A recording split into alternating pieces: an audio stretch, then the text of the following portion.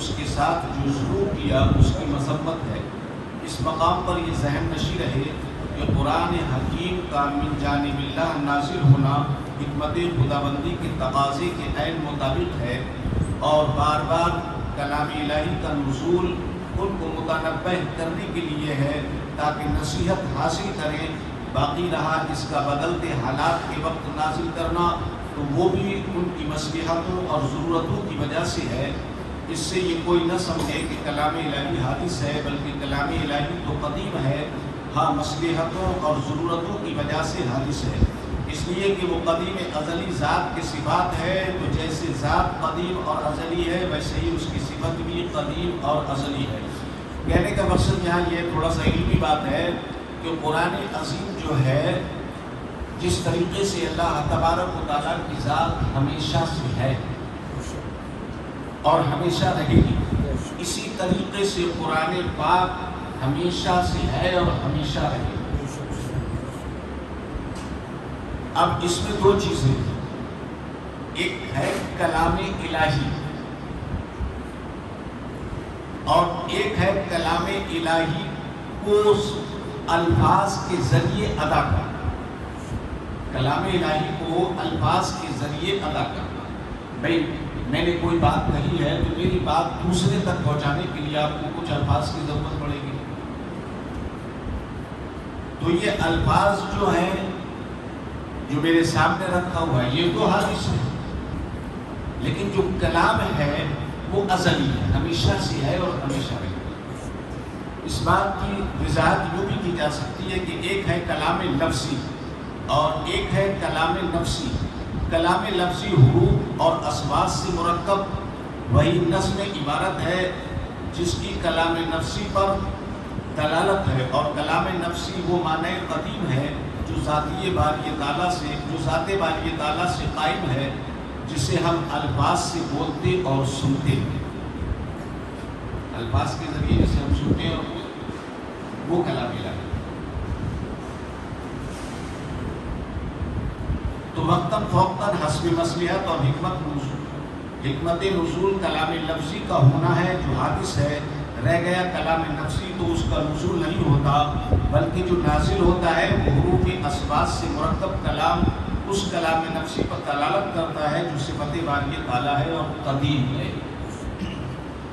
بہرحال یہ ایک علمی بحث ہے، اس میں آپ کو نہیں پڑھنا ہے، یا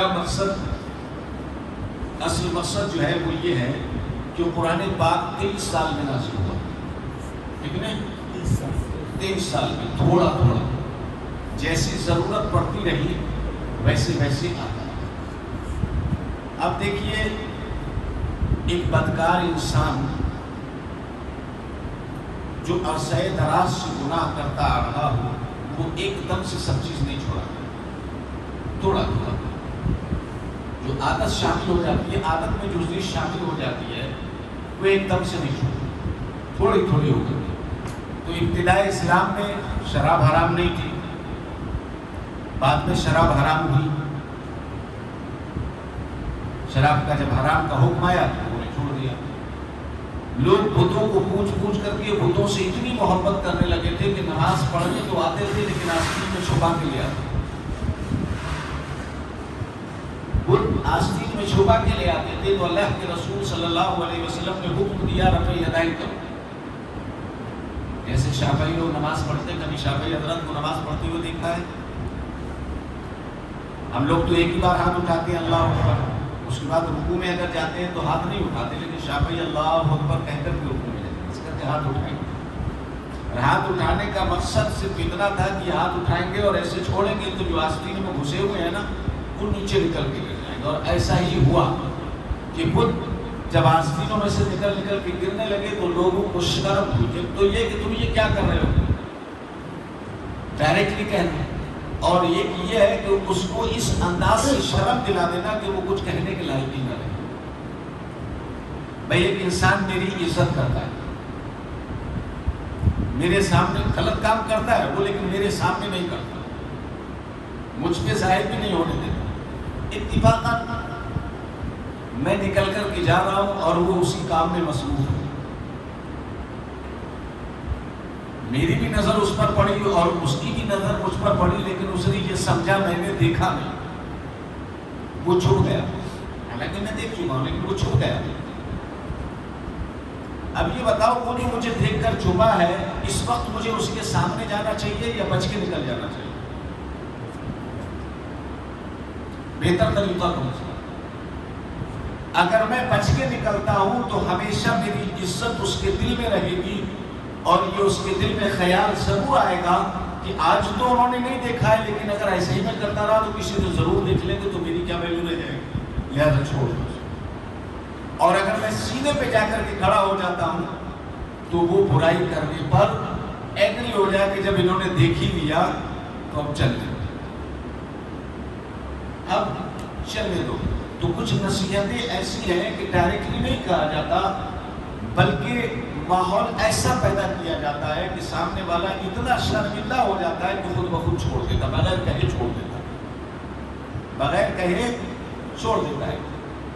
تو یہاں پر یہی بتایا کہ جب قرآن پاک آیا تو ان کا حالت ایسی ہے کہ ایسا محسوس ہوتا ہے جیسے ان کے پاس قرآن کی کوئی آیت آئی نہیں ہے اور انہیں حساب و کتاب کے تعلق سے پتہ ہی نہیں۔ الحاصل کفار کی یہ روش ہے کہ جب کلام الہی کا نزول ہوتا ہے تو اسے یہ غور سے سنجیدہ ہو کر ہدایت حاصل کرنے کے لیے نہیں سنتے۔ قرآن جب نازل ہوتا اللہ کے رسول صلی اللہ علیہ وسلم بتاتے تو اس کو سنجیدہ ہوتا، غور کے ساتھ نہیں سنتے، بلکہ بس ایسے جیسے آج ہمارا اور آپ کا حال ہے کہ نصیحت کی جاتی ہے، ہم بیٹھے تو ہوتے ہیں محفل میں، لیکن کان میں آواز کی جا رہی ہوتی ہے، مگر سنجیدہ ہو کر نہیں بیٹھتے۔ اگر سنجیدہ ہو کر کے بیٹھیں تو اس پر عمل کریں۔ انسان جب سنجیدہ ہو کر غور و فکر کے ساتھ سنتا ہے کہ یہ ہمارے فائدے کی چیز ہے تو اس کے دل پر لگتی ہے، اور جب دل پر لگتی ہے تو پھر عمل کرتا ہے انسان۔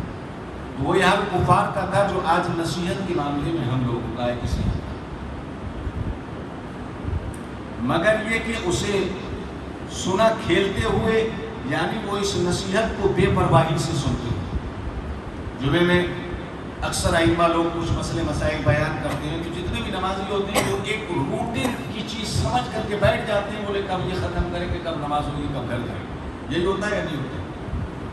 سوچ ہماری یہی ہے نا آج کل، سنتے رہے کہ یہ کیا کہہ رہے ہیں، کس لیے کہہ رہے ہیں اور کیوں کہہ رہے ہیں۔ وہی حال کو پار کر بس ہنستے ہوئے لاپرواہی کے ساتھ سنتے ہیں، اس نصیحت کا مذاق اڑاتے ہوئے اس کو سنتے ہیں، اس حال میں کہ لاہیۃً قلوبہم واسروا النجوى الذی ظلموا هل هذا الا بشر مثلکم افتأتون السحر وانتم تبصرون۔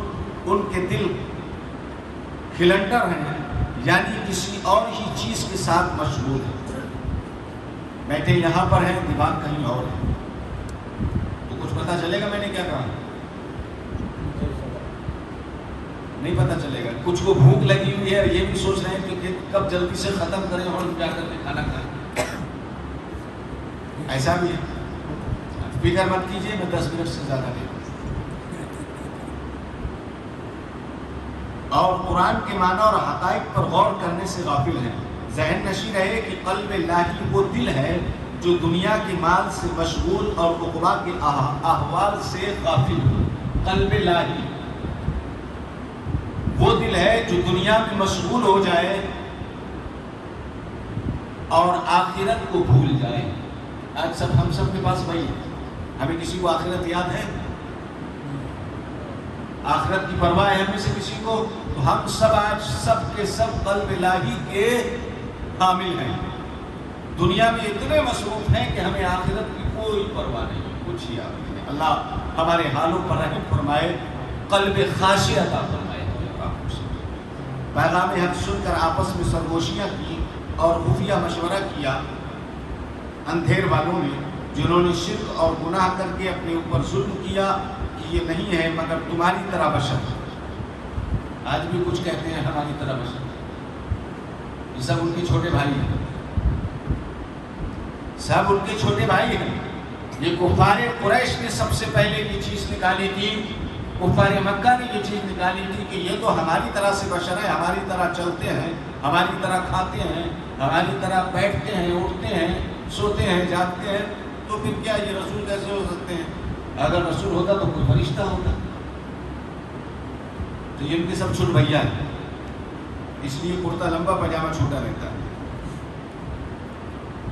یعنی کھانے پینے چلنے پھرنے میں تو یہ یعنی محمد صلی اللہ علیہ وسلم تمہاری طرح آدمی ہے تو انہیں رسول نہ ہونا چاہیے، بلکہ رسول تو کسی فرشتے کو ہونا چاہیے. رسول کسی فرشتے کو ہونا. جیسے آج کل آپ کہتے ہیں ارے بھائی آپ تو مولانا ہو، آپ کا سب چل جاتا ہے، ہمارا نہیں چلتا. ہم انسان نہیں ہے کیا؟ آپ بھی انسان ہو گیا. مولانا ہے تو فرشتہ تھوڑی ہو گئے. جیسے جو ضرورتیں آپ کی ہیں وہ ہماری بولتے نہیں بولتے، آپ کا چل جاتا ہے مولانا، ہمارا نہیں. تو انسان بہت جلدی شارٹ کٹ نکال لیتا ہے، اپنے بچاؤ کا راستہ نکال لیتا ہے. کافروں کا اعتقاد یہ تھا کہ جناب رسالت پناہ صلی اللہ علیہ وسلم جو کچھ کلام ان پر پڑھتے ہیں وہ جادو ہے، سحر ہے. تو انہوں نے چھپا کر ہم باہم مشورہ کیا اور ایک دوسرے سے بولا کہ تم جانتے ہو جو کچھ وہ پڑھتا ہے وہ جادو ہے، تو کیا جادو کے پاس آتے جاتے ہو اور ان کو مان لینا چاہتے ہو دیکھتے بھالتے؟ یعنی یہ دیکھتے ہو کہ وہ آدمی ہے تمہارے مثل اور فرشتہ نہیں ہے، تو کیا فکر کرتے ہو اس کی جس سے اس کا کام بگڑے؟ یعنی اس کام کو درم برم کرنے والی کوئی تدبیر سوچتے ہو. کوشش میں لگے رہتے تھے کہ کسی نہ کسی صورت سے ان کا کام بگڑے، انہیں تکلیف پہنچائی جائے، اسلام کو نقصان پہنچایا جائے. تو کفار مکہ تو ختم ہو گئے، لیکن ان کی روح ابھی بھی کچھ لوگوں میں زندہ ہے اور قیامت تک زندہ رہے گی. اسلام کو نقصان پہنچانے کے لیے آج بھی لوگ سرگرداں، اور اب تو ساری طاقتیں اکٹھی ہیں، ساری طاقتیں ایک جگہ اکٹھی ہو گئی ہیں. ہم ہیں جو خواب غفلت میں سو رہے ہیں. کوئی پٹھان بنا ہوا ہے، کوئی سید بنا ہوا ہے، کوئی میمن بنا ہوا ہے، کوئی سپاہی بنا ہوا ہے، کوئی مولا بنا ہوا ہے، کوئی کچھ بنا ہوا ہے، کوئی شیخ بنا ہوا ہے. کسی کو یہ فکر نہیں، کوئی یہ نہیں کہتا کہ مسلمان ہیں. سب الگ الگ اپنی ذاتوں میں، اپنے برادری میں مست ہیں. ڈاکٹر علامہ اقبال کا وہ شعر یاد آتا ہے، یوں تو سید بھی ہو، مرزا بھی ہو، افغاں بھی ہو، تم سبھی کچھ ہو. یوں تو سید بھی ہو، مرزا بھی ہو، افغاں بھی ہو، تم سبھی کچھ ہو، بتاؤ تو مسلمان بھی ہو. اسلام نے تو اونچ نیچ، چھوٹا بڑا سب ختم کر دیا. کیا ہمارے درمیان سے یہ چیز ختم ہے؟ ہم ایک نظر سے دیکھتے ہیں سب کو. فرقے جو بنائے گئے تھے وہ ایک دوسرے کی پہچان کے لیے بنائے گئے، نہ کہ ایک دوسرے پر فوقیت حاصل کرنے کے لیے. جو جیسا کام کرتا تھا اس حساب سے اس کا ایک فرقے کا نام پڑ گیا. کھتری لوگ ہیں، کپڑا بنتے تھے اس لیے جلہے ہو گئے، کھتری ہو گئے. گاچی لوگ ہیں، تیل وغیرہ بیچا کرتے تھے تو گاچی بن گئے. ہم لوگ تیل ہی بولتے ہیں. پٹھان لوگ تھے، یہ فوج میں بہادری سے لڑا کرتے تھے، غصے کے زیادہ ہائی ہوتے تھے، تو خان صاحب اور پٹھانوں کا خطاب مل گیا. ویسے تو ہم سب ایک ہی باپ کی، ایک ہی ماں کی اولاد ہیں یا نہیں؟ سب ایک ہی ہیں، تو کہاں سے فوقیت مل گئی؟ جتنا عظیم تمہارا دادا ہے اتنا عظیم میرا دادا ہے. تو کہاں سے بڑے ہو گئے؟ کہاں سے مرتبہ مل گیا تمہیں؟ ایک سرکار دو عالم صلی اللہ علیہ وسلم کا خاندان ہے جو فوقیت کا حامل ہے. باقی ہم جتنے بھی ہیں ایک دوسرے پر فوقیت کہاں سے لے آئے؟ کسی نبی کی اولاد ہو، کسی رسول کی اولاد ہو، آدم علیہ السلام کی ہم سب آدم علیہ السلام کی اولاد. تو یہ فوقیت کہاں سے؟ جو چھوٹا بڑا، اونچ نیچ، ذات پات، یہ ہمارے درمیان سے یہاں کی مٹی کی جو اصلیت تھی. ایمان تو ہم لائے لیکن مکمل طریقے پر ایمان نہیں لائے. قرآن تو ہم نے پڑھا لیکن کبھی سمجھنے کی کوشش نہیں، کبھی جاننے کی کوشش نہیں کی یہ قرآن ہم سے کہہ کیا رہا ہے. ہم میں سے کتنے ہیں جو پڑھے ہوئے بات کو تلاوت کرتے ہیں؟ اگر تلاوت کرتے ہیں، کرتے بھی ہیں، تو معنی نہیں سمجھتے اور کبھی سمجھنے اور جاننے کی کوشش بھی نہیں کرتے. جتنے قرآن پڑھے ہو کبھی کسی نے یہ سوچا کہ لاؤ اس کا معنی بھی پڑھ کر کے دیکھوں یہ قرآن کیا کہہ رہا ہے؟ تو میرے عزیزوں اور دوستوں، اسلام جو ہے چھوٹے بڑے کو مٹانے کے لیے آیا ہے۔ حضرت بلال حبشی کی مثال ایک ایسی ہے کہ کوئی دوسری مثال دینے کی ضرورت نہیں۔ وہ غلام تھے یا نہیں تھے، لیکن عالم اسلام نے انہیں عزت کے ساتھ دیکھا کہ نہیں دیکھا، اور قیامت تک لوگ دیکھیں گے کہ نہیں دیکھیں گے۔ حضرت بلال سے بڑے بڑے عظیم صحابہ محبت کیا کرتے تھے اور تعظیم کیا کرتے تھے۔ تو ہم میں بہتر وہ ہے جس کے عمل اچھے ہیں، اور ہم میں سے کوئی یہ نہیں جانتا کہ کس کے عمل اچھے ہیں۔ تو سب ہم سے اچھے ہیں، ہم سے پھر سب اچھے ہیں۔ جب ہم میں سے کوئی یہ نہیں جانتا کس کے عمل اچھے ہیں تو میں سب سے گنہگار ہوں، باقی سب اچھے ہیں۔ ہمیں یہی سوچنا چاہیے۔ اللہ تبارک و تعالیٰ کی بارگاہ میں دعا ہے کہ مولا تبارک و تعالیٰ ہمیں اور آپ کو سب کو نیک عمل کی توفیق عطا فرمائے۔ خالق کائنات ہمیں اور آپ کو سب کو آخرت یاد کرنے کی توفیق عطا فرمائے، آخرت کی تیاری کرنے کی توفیق عطا فرمائے، روز حساب سے بچنے کی توفیق عطا فرمائے۔ مولا ہم سب کو قرآن کے احکام سمجھنے، جاننے اور اس پر عمل کرنے کی توفیق عطا فرمائے۔ رب کردگار اپنے محبوب کے صدقے میں ہم سب کو توبۃ النصوح عطا فرما۔ مولا اپنے محبوب کے صدقے میں ہمیں قلب خاشع عطا فرما۔ مولا ہم سب کی دلی جائز تمنا و مرادوں کو پورا فرما دے۔ مولا ہم سب کے سینوں کے اندر اخوت و محبت پیدا فرما دے، ہم سب کو ایک اور نیک بنا دے۔ مولا ہمیں برادریوں سے نکال کے پکا سچا ہم سب کو مسلمان بنا دے، ایمان والا بنا دے، صاحب ایمان بنا دے۔ تجھے فضل کرتے نہیں لگتی بار نہ ہماری مستری رحمت سے امیدوار۔ وصلی اللہ تعالی علی خیر خلقہ ونور عرشہ محمد و آلہ و اصحابہ اجمعین برحمتک یا رب العالمین۔